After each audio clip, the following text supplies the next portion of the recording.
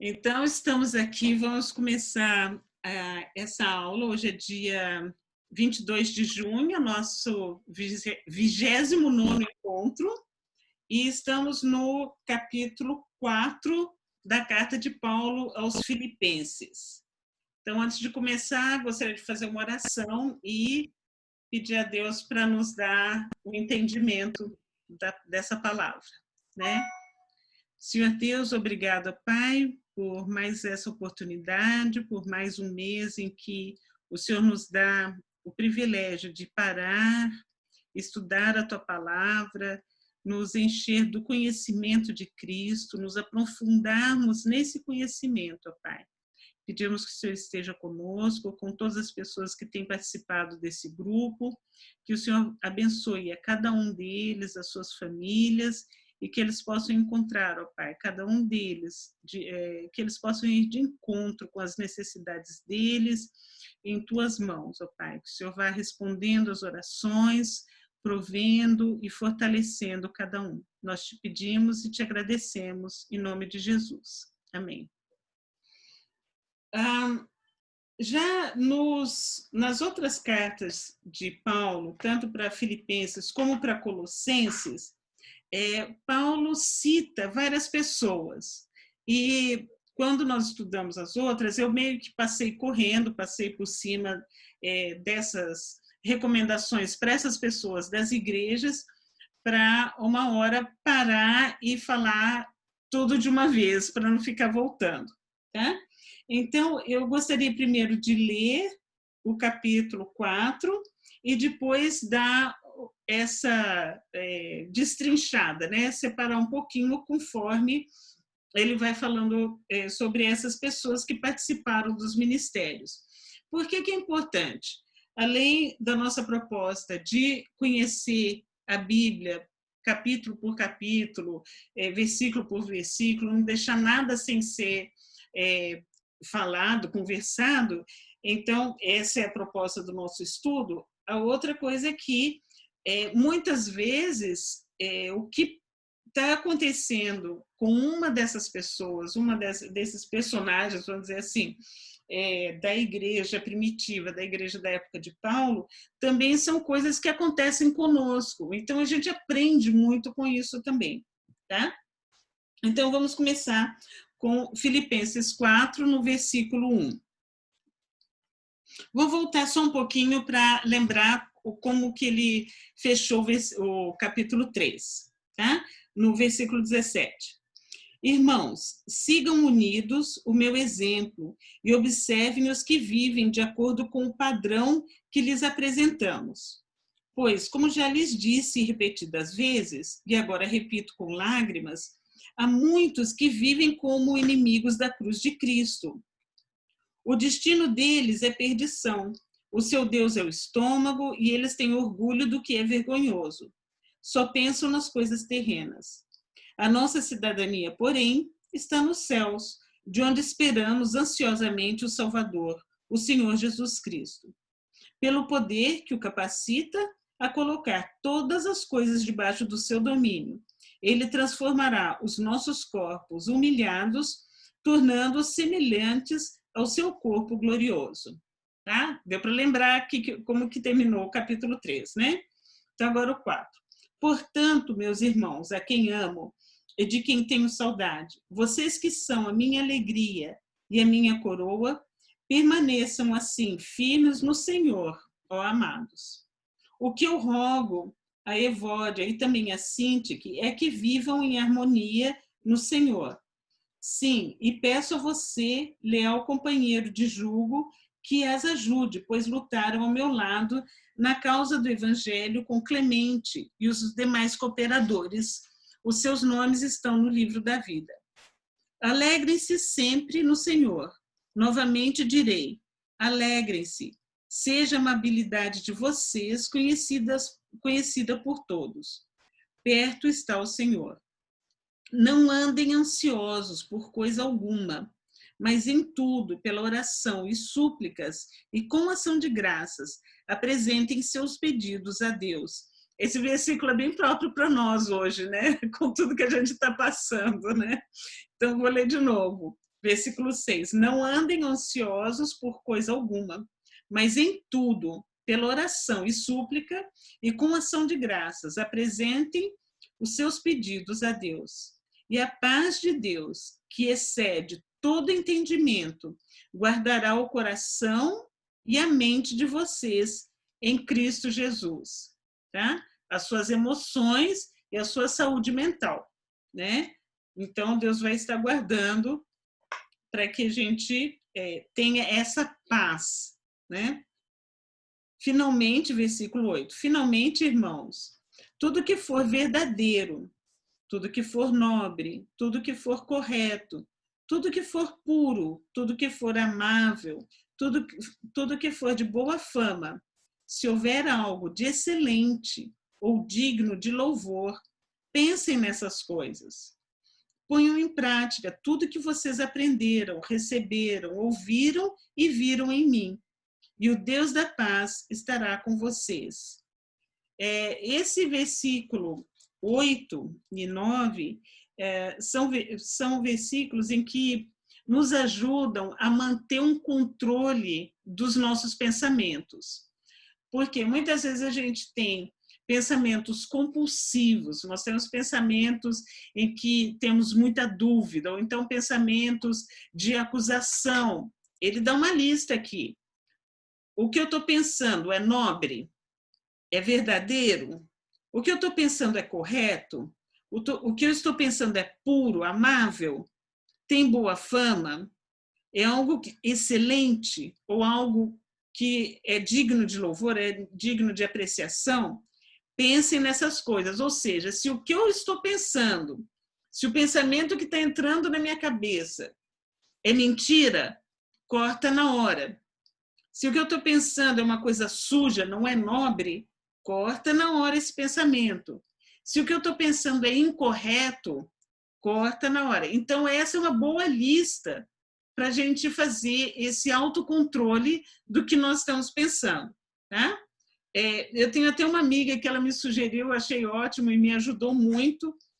Eu vivia com muita insegurança, com muita dúvida, e ela falou para mim, escreve esse versículo, imprime várias cópias desse versículo. Aí põe na frente da geladeira, põe na frente do espelho, põe na frente da agenda, e toda hora você bate o olho nesse versículo e você já imediatamente você lembra. O que eu estou pensando é verdadeiro? Não, não é verdadeiro. Eu não tenho base para dizer que isso é verdadeiro. Então, já imediatamente já corta o pensamento, tá? E aí, o versículo 9, pôr em prática tudo que aprenderam e receberam.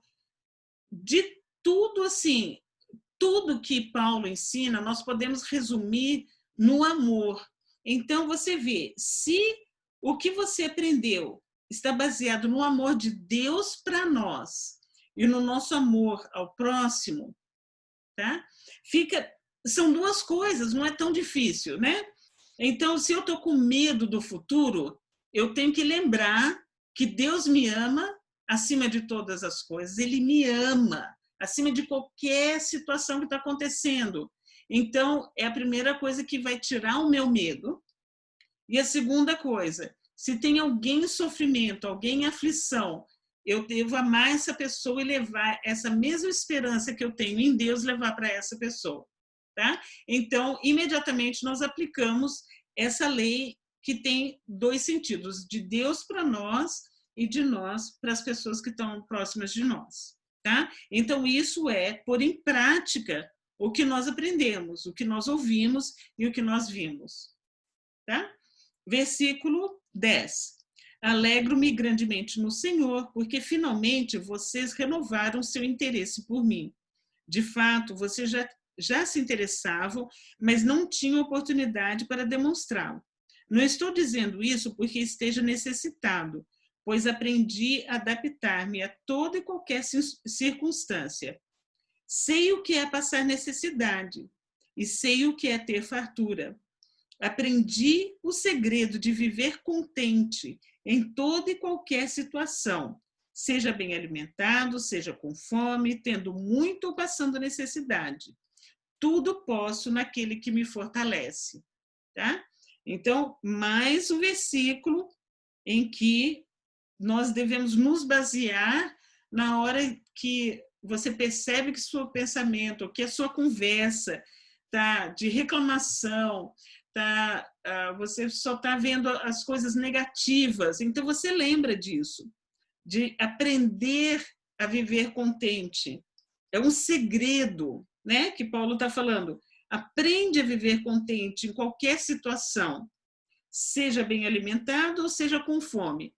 Como que você aprende? O que é esse segredo de viver contente? É o agradecimento. Quando você se sente, mesmo que você tenha uma coisa bem simples para comer, que você está acostumado a comer outras coisas, seja agradecido porque você tem aquilo ali.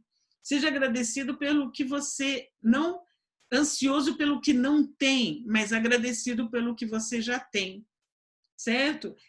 É tão interessante que até em neurociência eles conseguem ver que quando você é agradecido, você produz mais no seu cérebro todos os neurotransmissores que trazem alegria, que trazem esperança. Então, é um segredo que até temos como explicar o que é esse segredo, que é você tirar o foco do que você não tem e colocar o foco naquilo que você tem e ser agradecido.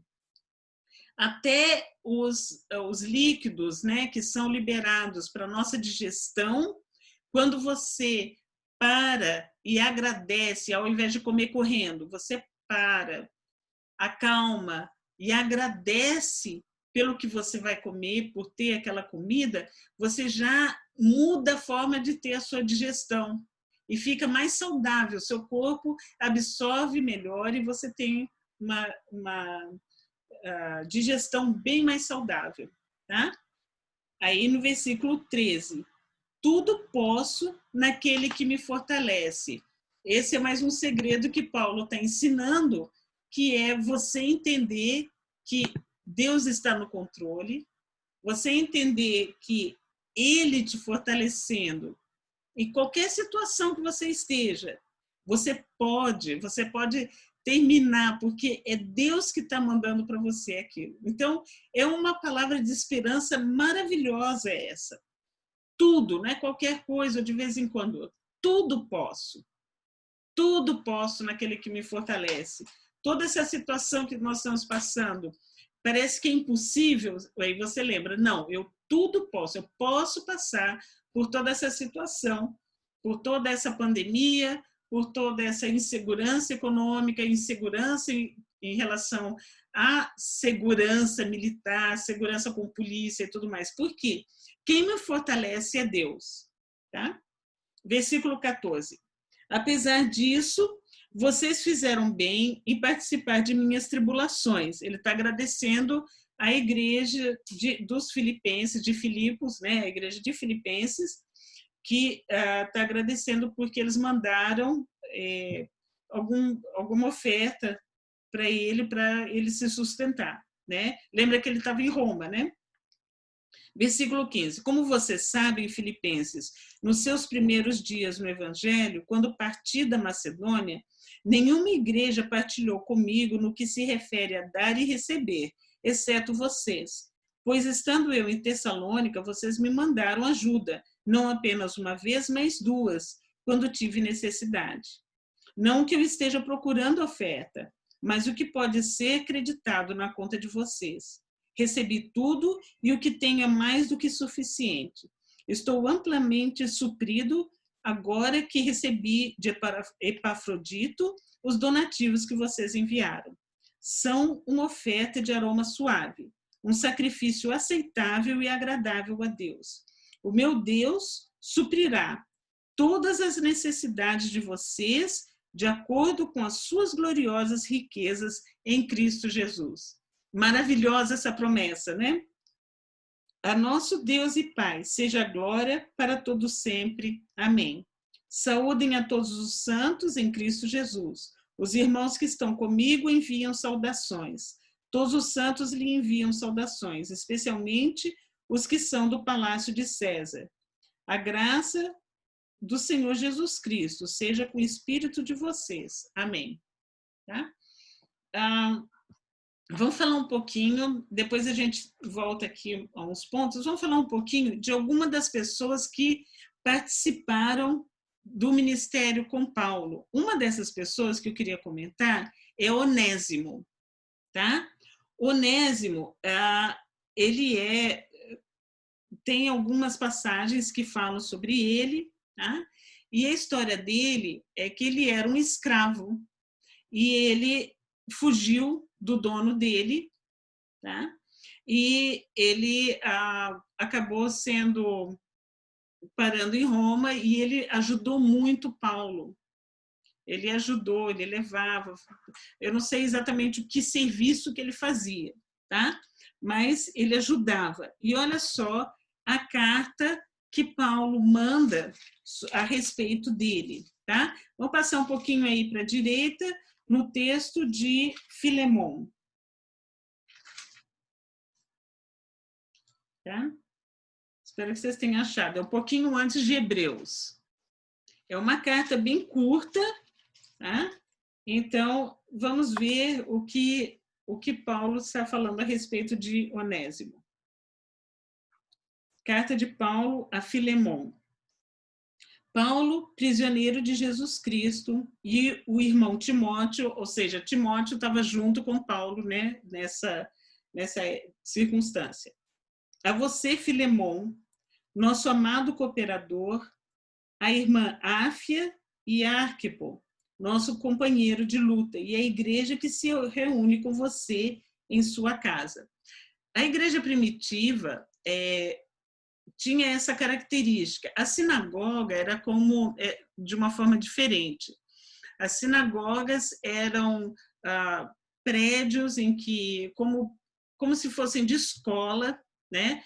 Com um plenário, normalmente ou era quadrado ou circular, em que tinham várias arquibancadazinhas, em que as pessoas que iam participar das leituras da lei, das leituras feitas pelo rabino, pelo mestre, as pessoas sentavam meio que em círculo e ele tinha a pessoa que era determinada no dia e essa pessoa, esse mestre, levantava, abria o rolo, né, que fosse o dia da leitura, e ele lia, e algumas coisas eles comentavam, algumas coisas eles discutiam, era uma coisa que participava, tinha bastante participação, tá?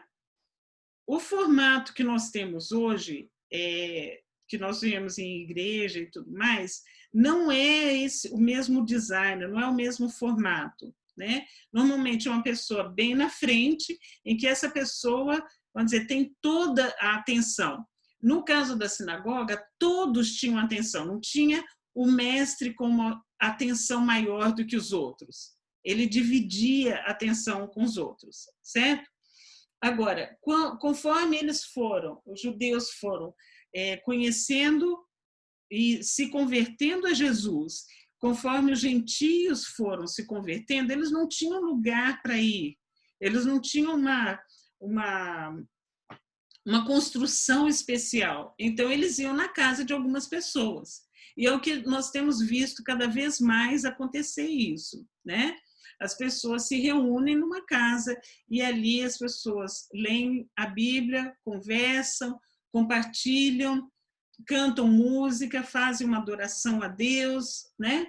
Então, é um outro formato, que era o formato da igreja primitiva, que agora volta. Então, por isso que ele fala aqui, as pessoas, a igreja, né? A congregação que se reúne na casa, aí cada vez ele está falando na casa de quem que está se reunindo, né? Tem várias pessoas que Paulo menciona que são pessoas que recebem Peraí, deixa eu ligar uma coisa aqui. Que recebem as pessoas que se converteram ou as pessoas que estão começando a conhecer a palavra de Deus, então eles vão se reunir na casa, tá bom? Então, por isso que está falando a igreja que se reúne com você em sua casa. Versículo 3 de Filemon. A vocês, graça e paz da parte de Deus, nosso Pai, e do Senhor Jesus Cristo. Sempre dou graças a meu Deus, lembrando-me de você nas minhas orações, porque ouço falar da sua fé no Senhor Jesus e do seu amor por todos os santos. Oro para que a comunhão que procede da sua fé seja eficaz no pleno conhecimento de todo o bem que temos em Cristo. Lembra que quando Paulo fala do pleno conhecimento, começa a ficar implícito os dons do Espírito Santo, o conhecimento do Espírito Santo, tá? Porque nas sinagogas eles não conheciam, eles falam Ruach HaKodesh, o sopro santo, né? Mas eles não chamam de Espírito Santo, eles chamam de sopro santo.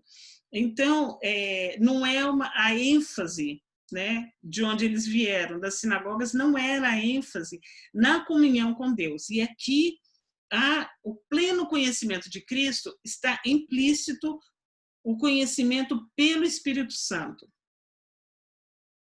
Versículo 7. Seu amor me tem dado grande alegria e consolação, porque você, irmão, tem reanimado o coração dos santos. Por isso, mesmo tendo em Cristo plena liberdade para mandar que você cumpra o seu dever, prefiro fazer um apelo com base no amor. Eu, Paulo, já velho e agora também prisioneiro de Cristo Jesus, apelo em favor do meu filho, Onésimo, que gerei enquanto estava preso.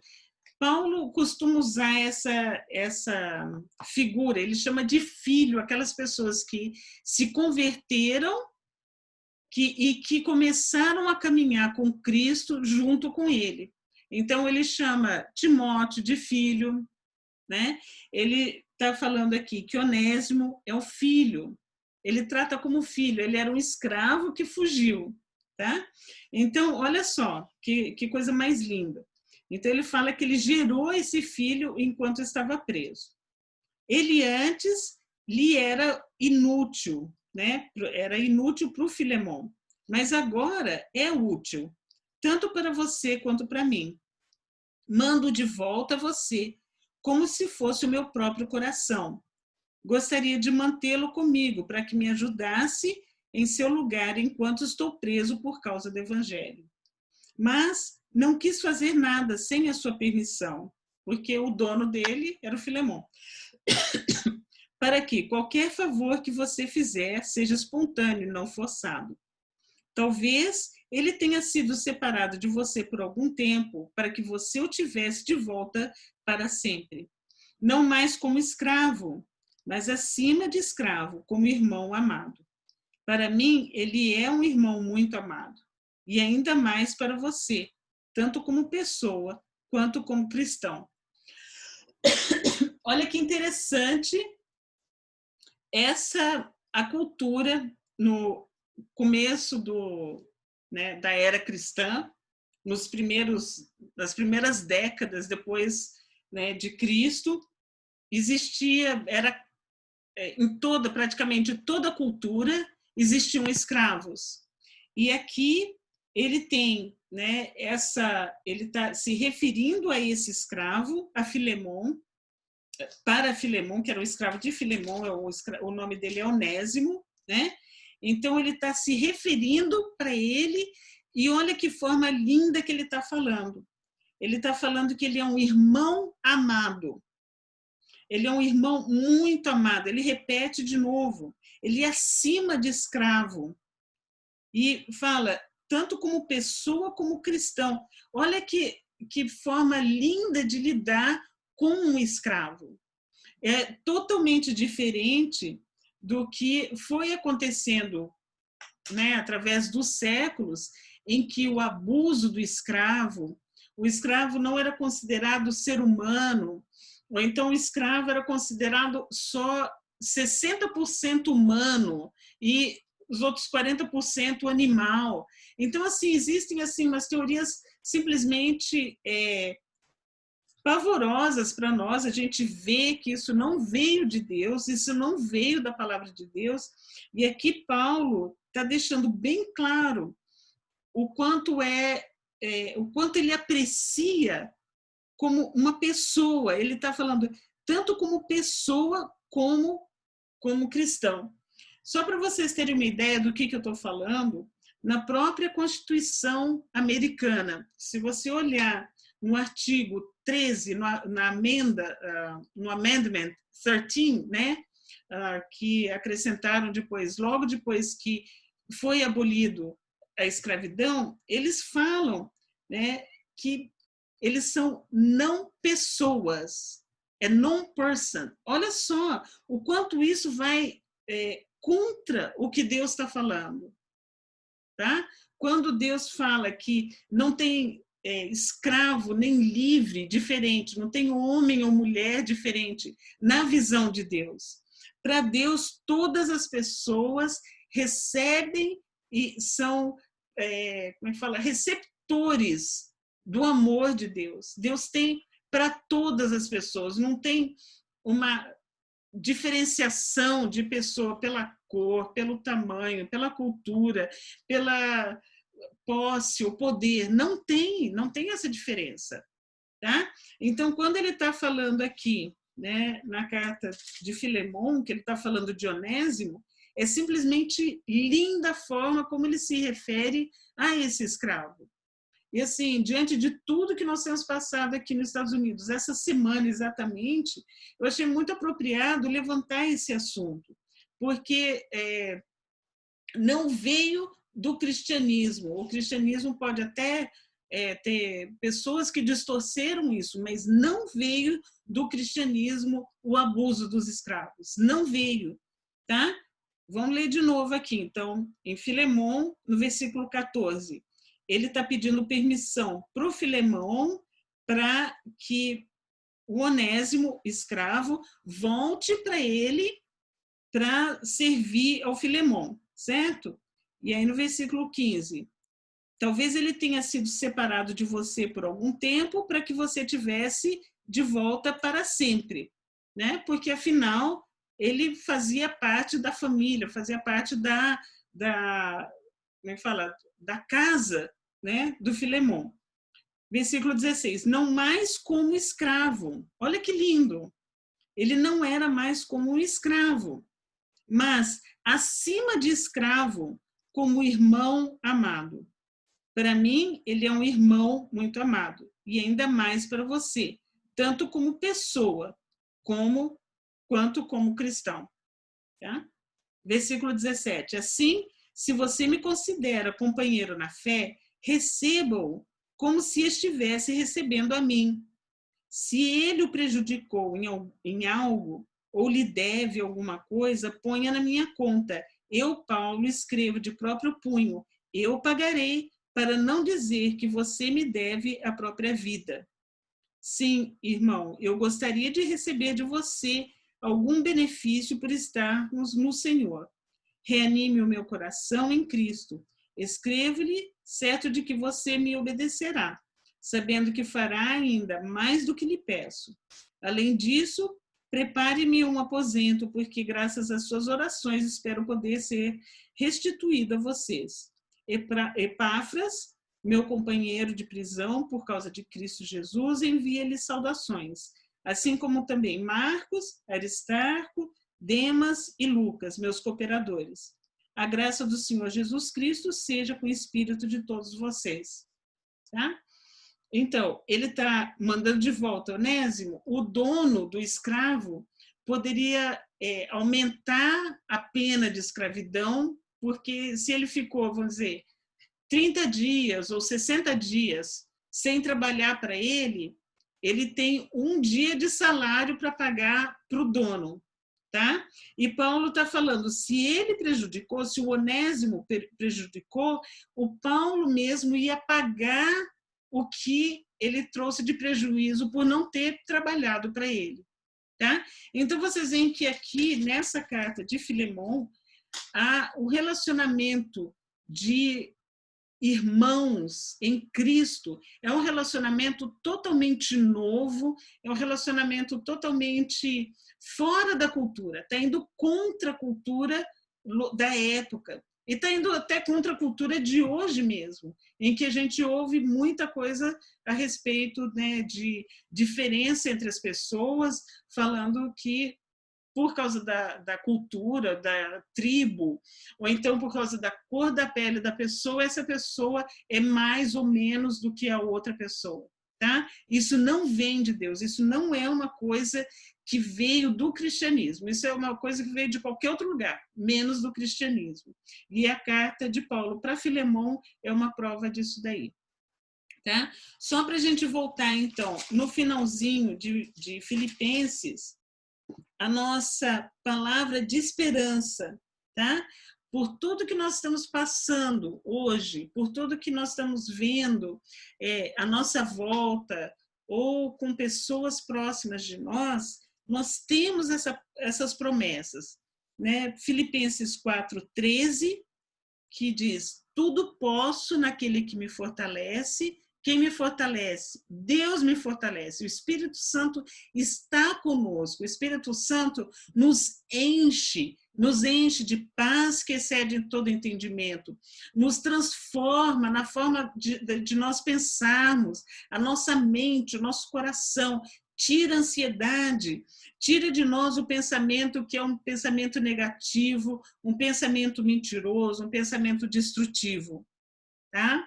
E no versículo 19, tem uma promessa. O meu Deus suprirá todas as necessidades de vocês, de acordo com as suas gloriosas riquezas em Cristo Jesus. Tá? É uma promessa. Então, nesses momentos em que nós estamos passando com tantas coisas diferentes e parece que cada vez tem mais alguma outra coisa acontecendo, não podemos esquecer dessa promessa. Não é promessa de homem, é promessa de Deus, do Criador do universo, do Criador do céu e da terra. Ele suprirá todas as necessidades. Então, nós colocando o nosso coração em postura de agradecimento, nós conseguimos viver contentes, podemos viver em paz, em tranquilidade, porque nós estamos com esse contentamento no nosso coração. Tá? Então, terminou aqui a carta aos Filipenses, nós terminamos o trio de cartas, né, que é Efésios, Filipenses e Colossenses, e a nossa próxima carta é Gálatas, tá?